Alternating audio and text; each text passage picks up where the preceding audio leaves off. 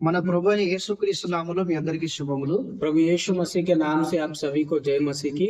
ప్రియ సహోదరి సహోదరులారా, प्रिय भाई और बहनों, ఈ రోజు మన ముఖ్య వచనము आज का हमारा मुख्य वचन जो है మొదటి సమూయేలు గ్రంథము 21వ అధ్యాయం మొదటి నుంచి 6 వచనాలు చదువుకుందాం. पहला शमूएल का पुस्तक 21वां अध्याय पहले वचन से लेके 6 वचन हम पढ़ेंगे। మొదటి సమూయేలు గ్రంథము पहला शमूएल 21వ అధ్యాయము 21वां अध्याय మొదటి నుంచి 6 వచనాలు. पहले वचन से लेके 6 वचन तक। तब दाऊद नोब को गया और अहीमेलेक याजक के पास आया, और अहीमेलेक दाऊद से भेंट करने को तरतराता हुआ निकला और उससे पूछा, क्या कारण है कि तू अकेला है और तेरे साथ कोई नहीं? दाऊद ने अहीमेलेक याजक से कहा, राजा ने मुझे एक काम करने की आज्ञा देकर मुझसे कहा, जिस काम को मैं तुझे भेजता हूँ और जो आज्ञा मैं तुझे देता हूँ वह किसी पर प्रकट होने न पाए। मैं और मैंने जवानों को पलाने स्थान पर जाने को समझाया है। अब तेरे हाथ में क्या है? 5 रोटी या जो कुछ मिले उसे मेरे हाथ में दे। याजक ने दाऊद से कहा, मेरे पास साधारण रोटी तो नहीं है, केवल पवित्र रोटी है। इतना हो कि वे जवान स्त्रियों से अलग रहे हो। दाऊद ने याजक को उत्तर देकर उससे कहा, सच है कि हम 3 दिन से स्त्रियों से अलग है। फिर जब मैं निकलता हूँ तब जवानों के बर्तन पवित्र होते हैं। यद्यपि यात्रा साधारण होती है तो आज उनके बर्तन अवश्य ही पवित्र होंगे। तब याजक ने उसको पवित्र रोटी दी, क्योंकि दूसरी रोटी वहां न थी, केवल भेंट की रोटी थी जो यहोवा के सम्मुख से उठाई गई थी कि उसके उठा लेने के दिन गरम रोटी रखी जाए। ఓకే, దేవునికి స్తోత్రం. హల్లెలూయా. हालेलुया। ప్రియులారా, మరి ఒకసారి మీ ముందుకు ఇలా రావడానికి గల కారణం ఏమిటి అంటే, प्रियो, फिर एक बार आपके सामने आने का कारण क्या है बोलने से, ఈ వాక్యమును బట్టి మన సహోదరులు ఒక ప్రశ్న అడిగి ఉన్నారు. इस वचन के आधारित हमारे कुछ भाइयों ने कुछ प्रश्नों को मुझे पूछा था। దేవుని మందిరంలో ఉండే పరిశుద్ధమైన రొట్టెలు అవి యాజకులు మాత్రమే తినాలి. परमेश्वर के मंदिर में रहने वाले या परमेश्वर के सम्मुख में रहने वाले रोटियां केवल याजक लोग ही खाना है। అది వేరే వాళ్ళు తినకూడదు అని దేవుడు ఆజ్ఞ ఇచ్చాడు. वो रोटियां दूसरे लोग नहीं खाना है करके प्रभु ने आज्ञा दिया था। మరి అలాంటప్పుడు దావీదు ఆ రొట్టెలను తిన్నప్పుడు దేవుడు ఎందుకు అతన్ని శిక్షించలేదు? फिर दाऊद जब उस रोटियों को खाया तो परमेश्वर ने उसको शिक्षा क्यों नहीं दिया? దేవుడు దావీదును ఎందుకు శిక్షించలేదు అని ప్రశ్న అడిగాడు. परमेश्वर क्यों दाऊद को शिक्षा नहीं किया, इस तरह का प्रश्न उन्होंने मुझे पूछा। బైబిల్లో ఇలాగనే ఇంకా కొన్ని సందర్భాలు ఉన్నాయి. बाइबल में पवित्र शास्त्र में इस तरह ही कुछ संदर्भों को हम देख सकते हैं। దేవుడు వారిని శిక్షించాడు. परमेश्वर उनको शिक्षा किया। వారి పని అది కానప్పుడు, उनका वो काम ना जब नहीं है, అది వారు తినకూడదు అన్నప్పుడు, वो चीज उनको नहीं खाना है, అది వారు చేయకూడదు అన్నప్పుడు, वो काम उनको नहीं करना है, వాళ్ళు గర్వముతో చేయగా वो काम उन्होंने घमंड के द्वारा जब उन्होंने किया, దేవుడు వాళ్ళని శిక్షించాడు. परमेश्वर उनको शिक्षा किया, దేవుడు వాళ్ళకు తీర్పిచ్చాడు. परमेश्वर उनको न्याय किया। ఇలా కొన్ని సందర్భాలు ఉన్నాయి. इस तरह का संदर्भ हम पवित्र शास्त्र में देखते हैं। ఇలా ఇజ్రాయెల్ రాజైన సౌలుకు తీర్పునిచ్చాడు. इस तरह हम देखते हैं कि इजराइल का राजा शाऊल को परमेश्वर ने न्याय किया। అదే విధముగా యూదులకు రాజైన ఉజ్జియాను కూడా దేవుడు శిక్షించాడు. उसी तरह यहूदियों का राजा उज्जिया को भी परमेश्वर ने शिक्षा दिया। మన అలాంటప్పుడు దేవుడు ఇక్కడ దావీదును కూడా శిక్షించాలి కదా. फिर जब उनको उस तरह शिक्षा दिया तो इधर दाऊद को भी शिक्षा देना है ना। అయితే దేవుడు దావీదును ఎందుకు శిక్షించలేదు? फिर परमेश्वर ने दाऊद को क्यों शिक्षा नहीं दिया? ఈ ప్రశ్న తెలియపరచడానికి, इस प्रश्न को उत्तर बताने के लिए, లేదా ఈ ప్రశ్న మీతో ఇలా పంచుకోవడానికి, इस प्रश्न को आपके साथ बोलने के लिए, ఈ విషయాన్ని ధ్యానించడానికి इस विषय को अध्ययन करने के लिए మీ ముందుకు వచ్చి ఉన్నాను. आपके समूह में, आपके बीच में आया हूँ। దేవునికి స్తోత్రం. హల్లెలూయా. हालेलुया। ప్రియులారా, प्रियो, ఈ సందర్భం మనకు అర్థం కావడానికి ये संदर्भ अपने को समझने के लिए దాని వెనుక జరిగిన కొన్ని విషయాలు నేర్చుకుందాం. उसके पीछे जो कुछ बातें हुए उन बातों को हम सीखेंगे। దేవుడు అన్నాడు, ఇజ్రాయెల్తో నేను మీకు రాజుగా ఉంటాను అని. परमेश्वर ने कहा कि इजरायलियों के साथ मैं तुम्हारे लिए राजा बन के रहूंगा करके कहा है। ఇజ్రాయెల్ అన్నారు లేదు మాకు ఒక రాజు కావాలి.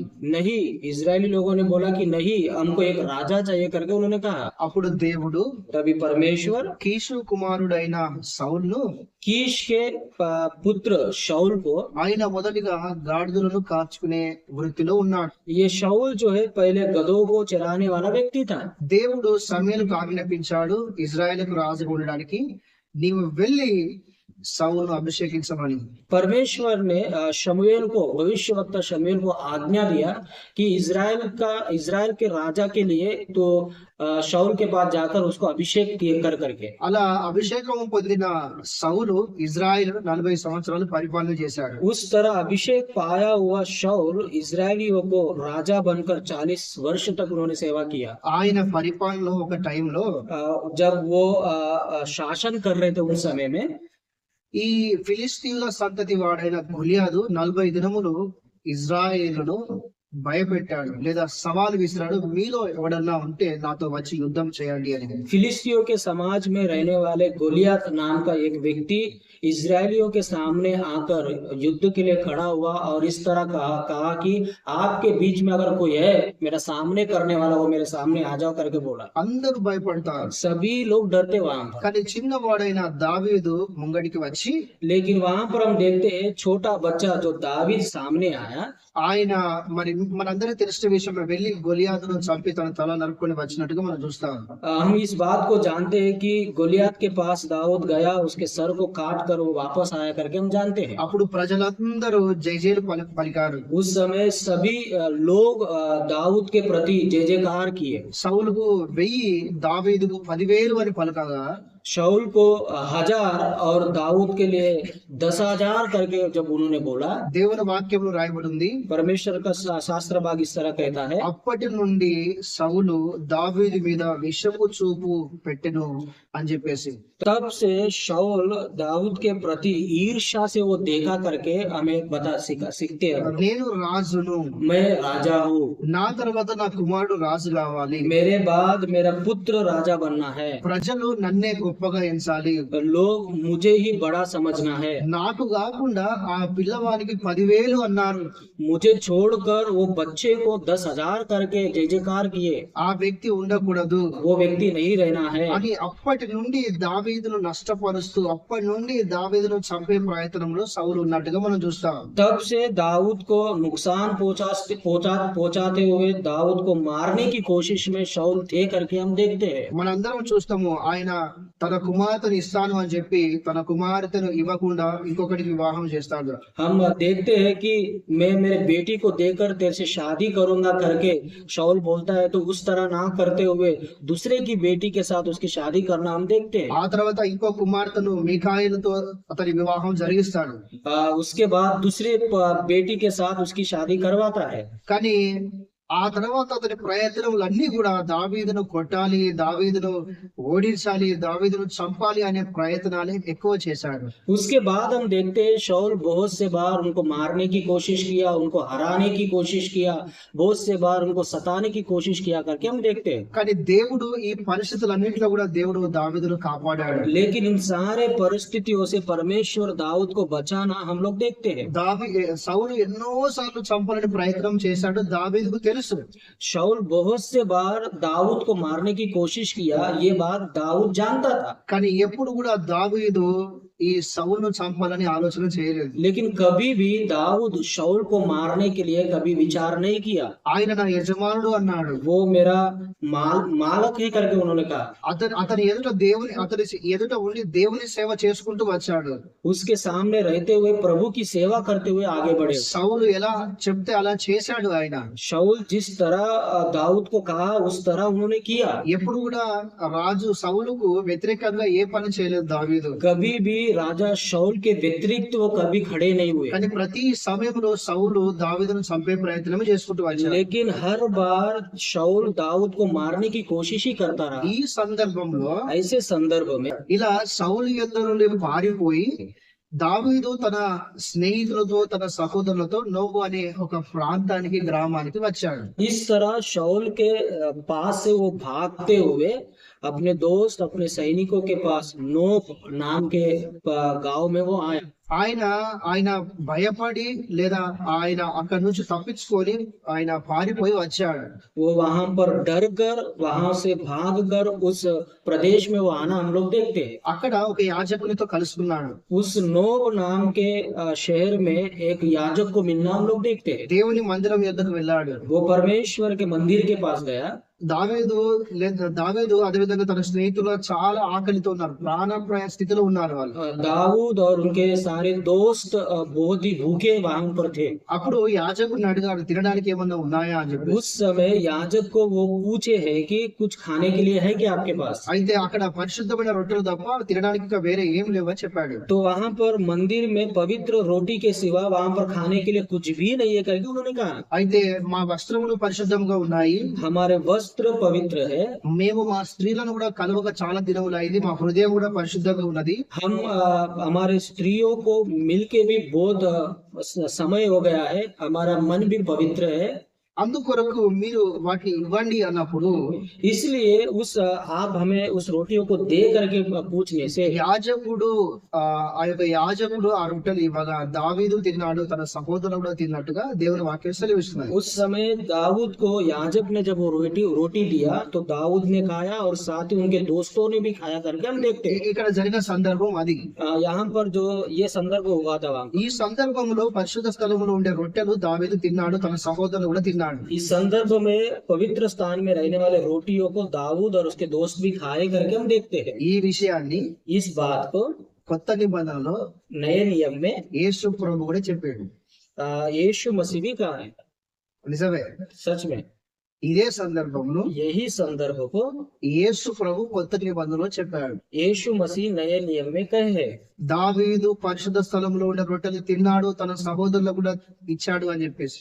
दाऊद पवित्र स्थान में रहने वाले रोटियों को खाया और अपने दोस्तों को भी खिलाया करके वहां तो उन्होंने कहा। స్వయంగా యేసు ప్రభు చెప్పాడు. स्वयं यीशु मसीह उस बातों को कहा। మత్తయి సువార్త 12వ అధ్యాయము मत्ती रचित सुसमाचार 12 अध्याय 3వ వచనం కానుంచి 5 వచనాలు. 3 वचन से 5 वचन तक। మరి ఒకసారి చెప్తున్నాను. फिर एक बार मैं कह रहा हूँ, మత్తయి సువార్త 12వ అధ్యాయము मत्ती रचित सुसमाचार 12 अध्याय 3వ వచనం నుంచి 5 వచనాలు 3 वचन से 5 वचन तक। చదువు.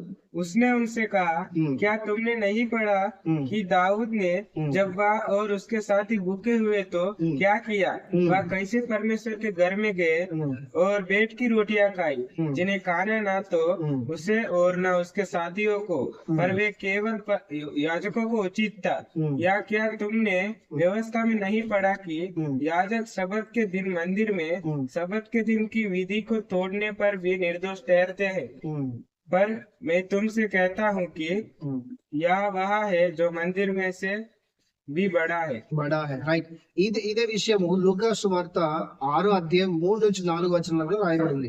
यही शास्त्र भाग को, यही बात को हम लूका रचित सुसमाचार 6वें अध्याय में देखते हैं। 3వ వచనం నుంచి 4 వచనాలు. 3 वचन से 4 वचन तक। సేమ్ ఇదే సందర్భాన్ని అక్కడ మనం చూస్తాం. सेम वही संदर्भ को, वही वचन को हम वहां पर देखते हैं। అయితే పాత నిబంధనలో ఇప్పుడు ఈ దావీదు పరిశుద్ధ స్థలములో ఉన్న రొట్టెలు తిన్నాడు అనే సందర్భం ఏదైతే ఉన్నదో, पुराने नियम में जो संदर्भ हम देखते हैं कि दाऊद ने पवित्र स्थान में रहने वाले रोटी को खाया करके, ఈ విషయాన్ని కొత్త నిబంధనలో యేసు ప్రభు అక్కడ పంచుతున్నట్టు అనేకులకు తెలియజేస్తున్నట్టుగా మనం చూస్తున్నాం.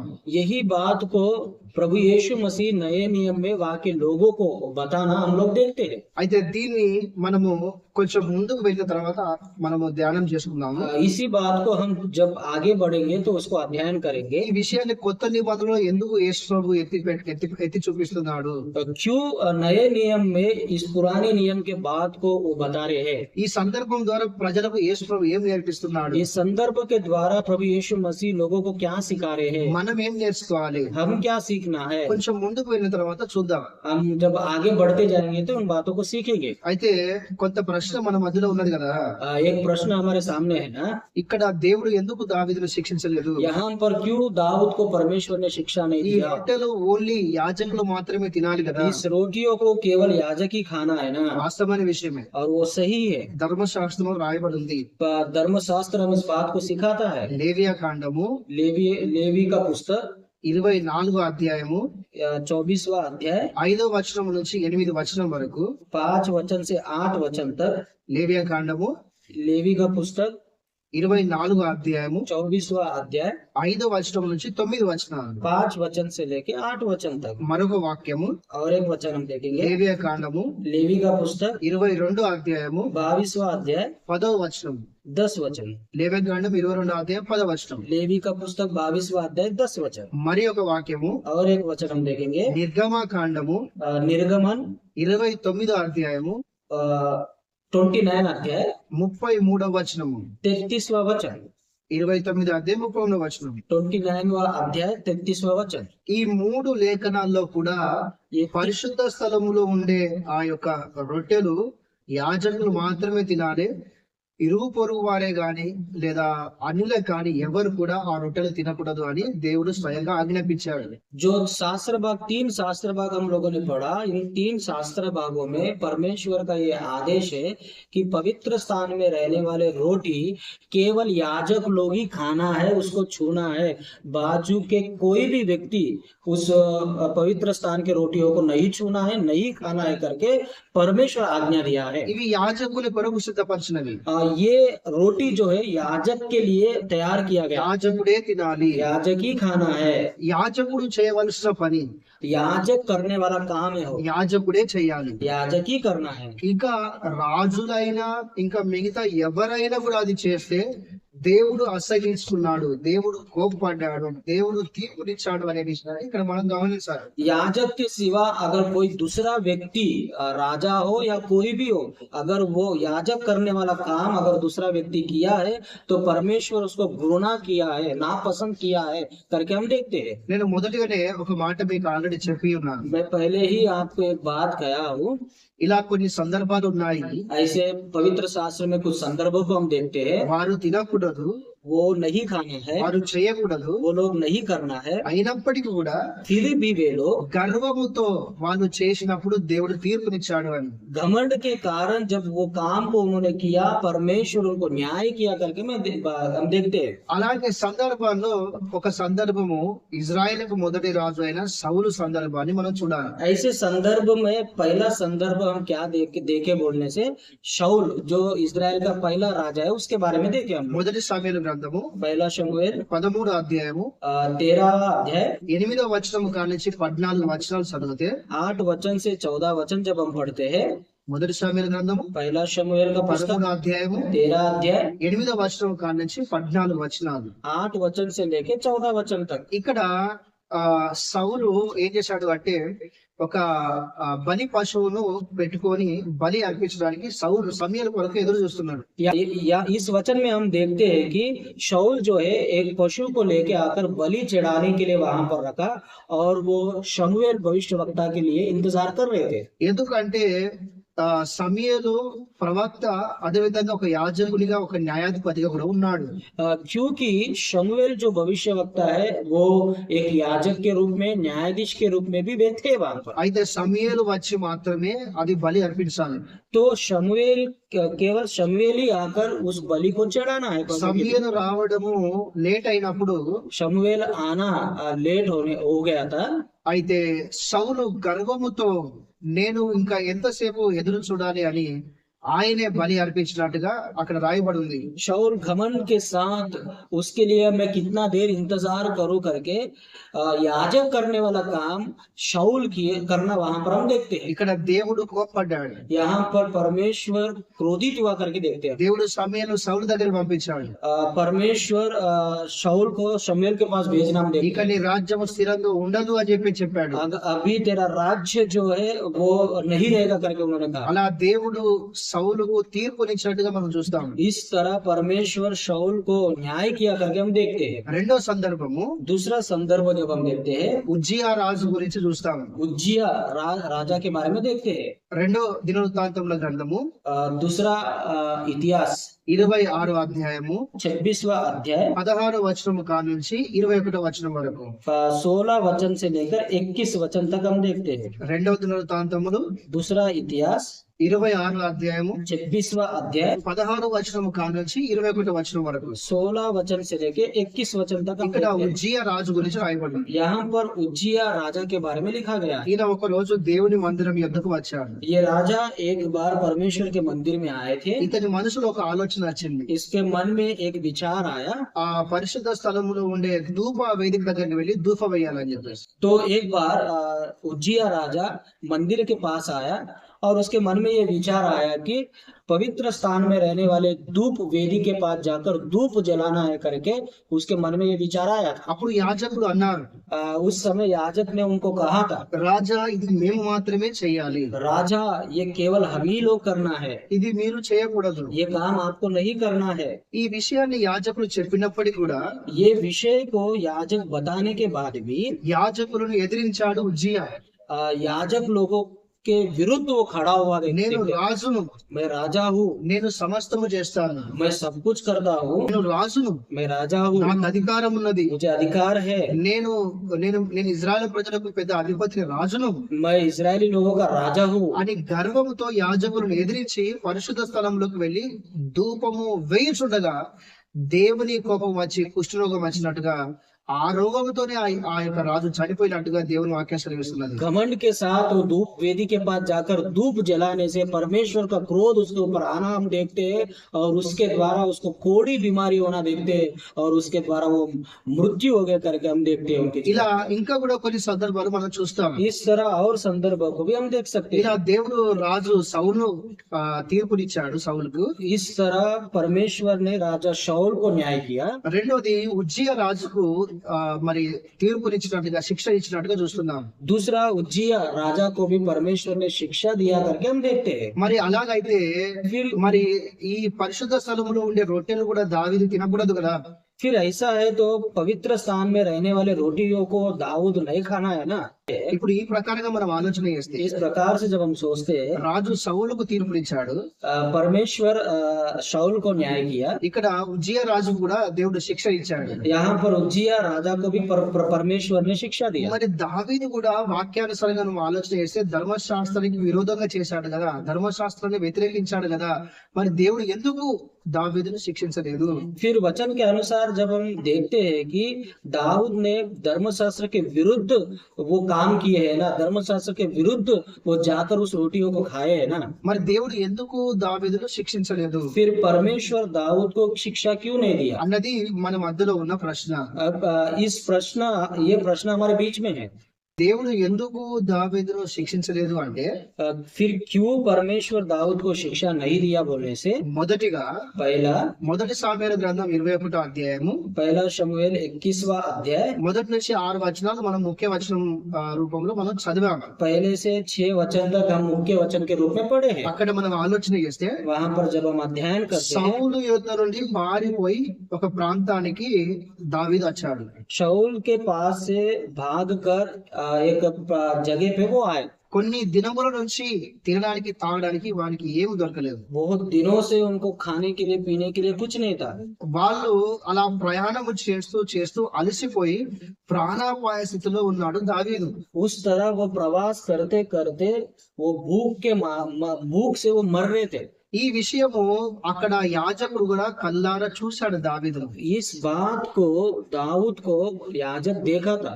ఇంకొక విషయము, और एक बात, ఆయన అడిగాడు ఏమన్నా ఉన్నాయా తినడానికి అని. वहां पर दाऊद इस बात को पूछ रहे थे याजक को कि कुछ है क्या खाने के लिए। యాజకుడు చెప్పాడు ఈ పరిశుద్ధ స్థలములో ఉండే రొట్టెలు తప్ప ఇంకా వేరే ఏం లేవు అని. याजक ने वहां पर उत्तर दिया कि पवित्र स्थान में रहने वाले रोटी के सिवा कुछ भी नहीं है करके। కనుక इसलिए తప్పని పరిస్థితులలో दूसरा ऑप्शन वहां पर नहीं था। ऐसे परिस्थितियों में తన ప్రాణాన్ని కాపాడుకోవడానికి अपने जीवन को बचाने के लिए ఆయన ఆ రొట్టెలు తిన్నట్టుగా మనం మొదటి విషయంగా చూస్తున్నాం. दाऊद उस रोटी को खाया करके हम देखते हैं। దీన్ని దేవుడు అంత పెద్ద తప్పుగా లేదా దీన్ని తప్పుగా దేవుడు చూడలేదు. परमेश्वर इस बात को उतना बड़ी गलत के रूप में नहीं देखा। ఎందుకంటే దావీదు వేరే తినడానికి ఉండి కూడా ఇవి తిన్నాడు అని అక్కడ రాయబడలేదు. क्योंकि वहां पर इस तरह नहीं लिखा था कि वहां पर दूसरे चीजें थे खाने के लिए, उनको छोड़कर ये पवित्र स्थान के रोटी को खाया करके वहां पर लिखा नहीं था। ఆయన తినడానికి వేరే అక్కడ ఇంకా ఏమి లేని పరిస్థితుల్లో తన ప్రాణాన్ని కాపాడుకోవడానికి ఇవి తినాల్సిన పరిస్థితి వచ్చింది. वहां पर दूसरा कुछ खाने के लिए ना होने के कारण उनके प्राण को बचाने के लिए उन्होंने उस रोटी को खाना पड़ा उनको। ఇదే ఇక్కడ ఇంకొక విషయాన్ని చూస్తాము. यहाँ पर दूसरी बात को भी हम देखते हैं। ఇక్కడ ఇంకా మనం సరిగ్గా ఆలోచన చేస్తే यहाँ पर और थोड़ा हम अध्ययन करेंगे तो దావీదు అడిగినప్పుడు యాజకుడు కూడా వ్యతిరేకించలేదు ఇక్కడ. यहाँ पर दाऊद जब पूछा था तो याजक उसका व्यतिरेक नहीं किया, ఎందుకంటే యాజకుడు వాళ్ళ పరిస్థితి చూశాడు. क्योंकि याजक उनकी परिस्थितियों को देखा था। కనుక తప్పని పరిస్థితులలో ఆయన తిన్నట్టుగా దీన్ని యాజకులు కూడా తప్పుగా చూడలేదు, దేవుడు కూడా దీన్ని తప్పుగా చూడలేదు అనే విషయాన్ని మొదటిగా మనం గమనించాలి. इसलिए वहां पर उन परिस्थितियों में दूसरा कोई ऑप्शन नहीं था और याजक भी उस बात को उन्होंने गलत नहीं समझा और परमेश्वर ने वो बात को उतना गलत नहीं समझा था। రెండో విషయము, दूसरी बात, అదే వచనంలో మనం ఆలోచన చేస్తే उस वचन में जब हम अध्ययन करते हैं, సమూయేలు రాకముందు సౌలు బలి అర్పించాడు.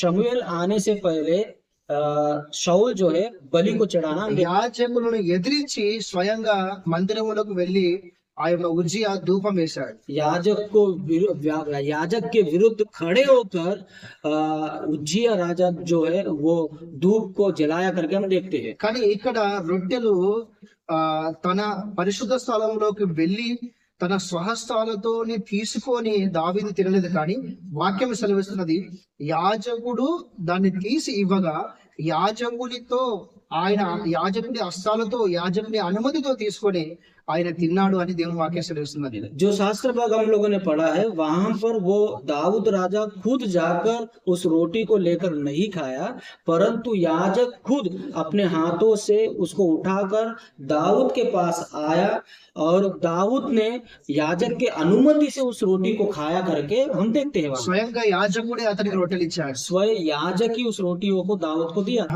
దావీదు బలవంతంగా తీసుకోలేదు, दाऊद ने जबरदस्ती वहां से लिया नहीं, దావీదు బలవంతంగా వాటిని తీసుకోలేదు, दाऊद जबरदस्ती वहां से लिया नहीं, స్వయంగా యాజకుడే అతనికి ఇవ్వగా అతడు తిన్నాడు. स्वयं याजक की उस रोटियों को दाऊद को देने के वजह से वो खाया। ఇది రెండో విషయం. ये दूसरी बात है। మూడో విషయాన్ని మనం చూస్తే इसकी तीसरी बात जब हम देखते అవి हैं, పరిశుద్ధమైన రొట్టెలు. वो पवित्र रोटी है। దేవుని కొరకు పరిశుద్ధంగా ఉన్న యాజకులే, ప్రత్యేకింపబడిన యాజకులే, పరిశుద్ధంగా బ్రతికే యాజకులే వాటిని తినాలి. परमेश्वर के लिए प्रत्येक पवित्र याजक लोग ही उसको खाना है। అయితే ఇక్కడ మూడో విషయాన్ని ఏం చూస్తాము అంటే యాజకునితో దావీదు మాట్లాడేటప్పుడు రెండు విషయాలు చెప్పాడు. याजक के साथ जब दाऊद बातचीत कर रहे थे तो वहां पर दो बातों को दाऊद का इनाम देते हैं। మా వస్త్రములు పరిశుద్ధంగా ఉన్నాయి, हमारे वस्त्र पवित्र है, మా హృదయం కూడా పరిశుద్ధంగా ఉన్నది. हमारा हृदय भी पवित्र है करके बोले। మీరు గమనించారో లేదో, మీరు చూసారో లేదో, आप ध्यान दिएगी नहीं बात को। మనం ముఖ్య వాక్యంగా చదువుకున్న వాక్యంలో ఉంటది, जो मुख्य वचन के रूप में हम लोगों ने पढ़ा था उसमें वहां पर लिखा गया, అతనిలో గర్వం లేదు, वहां पर दाऊद के अंदर घमंड को हम नहीं देखते, అహంకారము, అసూయ, పెద్ద చిన్న అనే భేదాలు అలాంటివి లేవు. उसके मन में अहंकार, बड़ा छोटा ये स्वभाव उनके अंदर नहीं था। ఈ తత్వాన్ని మనం సౌల్లో చూసాము, लेकिन ये स्वभाव को हम शाऊल के अंदर देखते ఈ हैं, తత్వాన్ని మనం ఉజ్జియా రాజులో చూసాము. ये स्वभाव को हम उज्जिया राजा के अंदर देखते हैं, ఇక్కడ దావీదులో లేదు, लेकिन यहाँ पर दाऊद के अंदर नहीं दिखाई देता, దావీదులో లేదు, दाऊद के अंदर नहीं दिखाई देता, దావీదులో ప్రేమ కనబడుతున్నది, दाऊद के अंदर प्रेम हमें दिखाई देता, దావీదులో సమాధానం కనబడుతున్నది. दाऊद के अंदर समाधान हमें दिखाई देता। ఆయన యాజకులతో కలిసి తన పరిస్థితి చెప్పుకొని అక్కడ సమాధాన పడి ఏది చేస్తున్నాడో సమాధానంతో చేస్తున్నట్టుగా మనం చూస్తున్నాం. वहां पर हम देखते हैं कि दाऊद याजक के साथ मुलाकात कर कर समाधान से उस परिस्थितियों का सामना कर रहे करके हम देखते हैं। కనుక మూడో పాయింట్ గా మనం ఏం చేస్తున్నాం అంటే పరిశుద్ధతతో ఆయన తిన్నాడు, ఏ లోపము లేకుండా, గర్వం అహంకారం లేకుండా పరిశుద్ధతతో తిన్నట్టుగా దేవుని వాక్యం సెలవిస్తున్నది. दाऊद उस रोटियों को खाया लेकिन पवित्रता के साथ उन्होंने वो रोटी खाया करके पवित्र शास्त्र सिखाता है, అందుకు దేవుడు దాన్ని తప్పుగా చూడలేదు. इसलिए उस बात को परमेश्वर ने गलती के रूप में नहीं देखा। నాలుగో విషయం चौथी बात, ఇదే సందర్భాన్ని యేసు ప్రభు కొత్త నిబంధనలో కూడా మాట్లాడాలని మనం చూసాం కదా. यही संदर्भ को प्रभु यीशु मसीह नए नियम में बात किए करके हम लोगों ने देखे थे ना। యేసు ప్రభు స్వయంగా ఈ సందర్భాన్ని అక్కడ పరిచయులకు శాస్త్రులకు తన ప్రజలకు తెలియజేస్తున్నారు. यीशु मसीह यही संदर्भ को वहां पर रहने वाले फरीसी और सदुकी लोगों को वहां पर बताना हम देखते हैं। దావీదు తిన్నాడు, दाऊद ने खाया, దావీదు తినడమే కాకుండా తన సహోదరులకు కూడా తినిపించాడు. केवल दाऊद ही नहीं उनके दोस्तों को भी उन्होंने खिलाया था। నేను విశ్రాంతి దినానికి ప్రభు అయినాను, मैं शब्बात दिन का प्रभु हूँ करके वहां पर कहा। నేను మందిరము కంటే గొప్పవాడను, मैं मंदिर से भी महान हूँ करके उन्होंने कहा।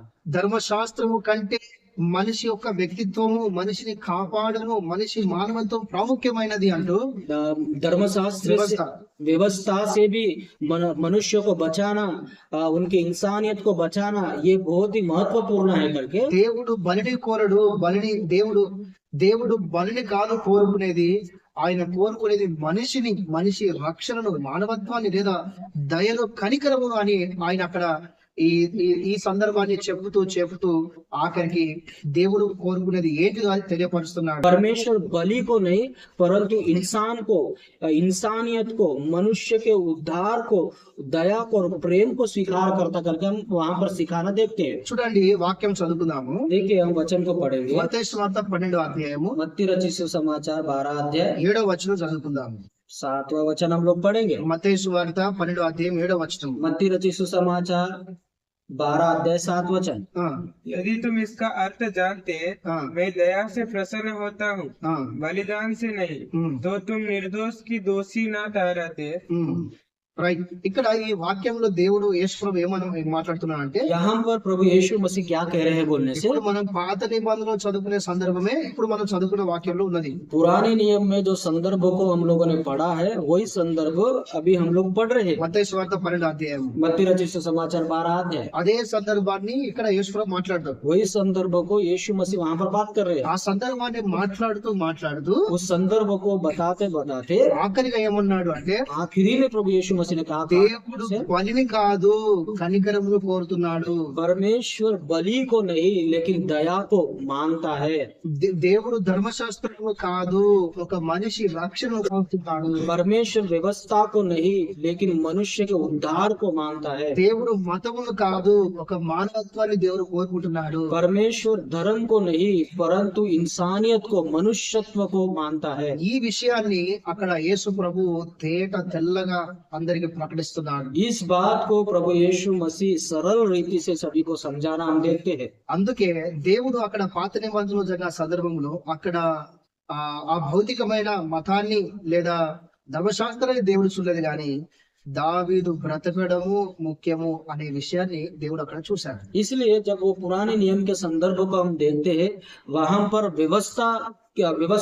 व्यवस्था की बात नहीं या धर्म की बात नहीं लेकिन दाऊद वहां पर जीवित रहना है करके परमेश्वर देखा। అందుకు దేవుడు దావీదును శిక్షించలేదు. इसलिए दाऊद को परमेश्वर ने शिक्षा नहीं किया। ఈ విషయం మీ అందరికి అర్థమైందని అనుకుంటున్నాను. ये बात अब सभी को समझ में आया करके मैं विश्वास करता हूँ। కనుక ప్రియులారా, इसलिए प्रियो 2025 సంవత్సరాల క్రితము నీకు నాకు యేసు ప్రభు లోకానికి వచ్చాడు. 2025 साल पहले प्रभु यीशु मसीह आपके लिए और मेरे लिए संसार में आया। ఆయన మన పాపముల కొరకు తన రక్తమును కార్చాడు, మరణించి సమాధి చేయబడి 3వ దినమున తిరిగి లేచాడు. वो हमारे पापों के लिए वो सूली पर मारा गया, गाड़ा गया, वो तीसरे दिन फिर से जी उठना हम देखते हैं। ఆయన పరలోకానికి ఆరోహణమై రెండోసారి లోకానికి రానై ఉన్నాడు.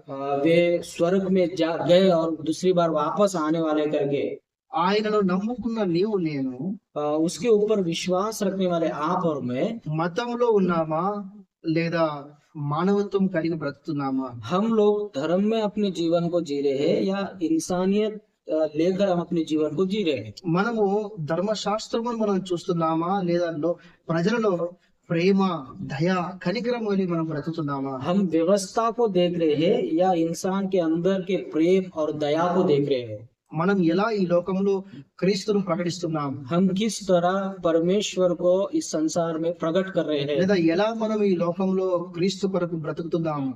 फिर हम किस तरह परमेश्वर के लिए इस संसार में जी रहे हैं। ఒకసారి ఆలోచన చేయండి. एक बार सोचिए, యేసు ప్రభు ఈ లోకానికి వచ్చింది మతాన్ని స్థాపించడానికి కాదు. यीशु मसीह इस संसार में धर्म का स्थापना करने के लिए नहीं आए। పడిపోయిన మనిషిని నిలబెట్టడానికి వచ్చాడు. गिरे हुए मनुष्य को उठाकर खड़ा खड़ा रखने के लिए आए। చచ్చిన మనిషిని బ్రతికించడానికి లోకానికి వచ్చాడు. मरे हुए इंसानों को जीवन देने के लिए प्रभु आए। ఏ సహాయం లేని పరిస్థితులలో ఆయన సహాయము లేని పరిస్థితుల్లో ఉన్న వారికి సహాయం చేయడానికి వచ్చాడు. ऐसे जिसको भी कोई भी मदद नहीं मिलता उनको मदद करने के लिए प्रभु यीशु मसीह संसार में आए। అందరి ద్వారా త్రోసివేయబడి అందరికి దూరమైన వ్యక్తికి నేను ఉన్నాను అని ఆయన ధైర్యపరచడానికి ఆయన ఈ లోకానికి వచ్చాడు. सबके द्वारा नकारे गए ऐसे लोगों के लिए प्रभु यीशु मसीह आकर ये बात को कहे कि तेरे लिए मैं हूँ करके कहने के लिए वो आए। ఆయన అద్వితీయ దేవుని కనపరచడానికి లోకానికి వచ్చాడు. वो महान परमेश्वर को प्रकट करने के लिए संसार में आए। దేవుని రాజ్యాన్ని స్థాపించడానికి వచ్చాడు. परमेश्वर के राज्य की स्थापना करने के लिए संसार में आए। కనుక ప్రియులారా, ఒక క్రైస్తవులుగా ఆయన పేరు చెప్పుకుంటున్న నీవు నేను ఈ విషయాన్ని సరిగ్గా గమనించాలి. मसीह होने के नाते इस बात को हमें ध्यान देना बहुत जरूरी है। మనము ఆయన మార్గములో నడవాలి. हमें उसके मार्ग में चलना है।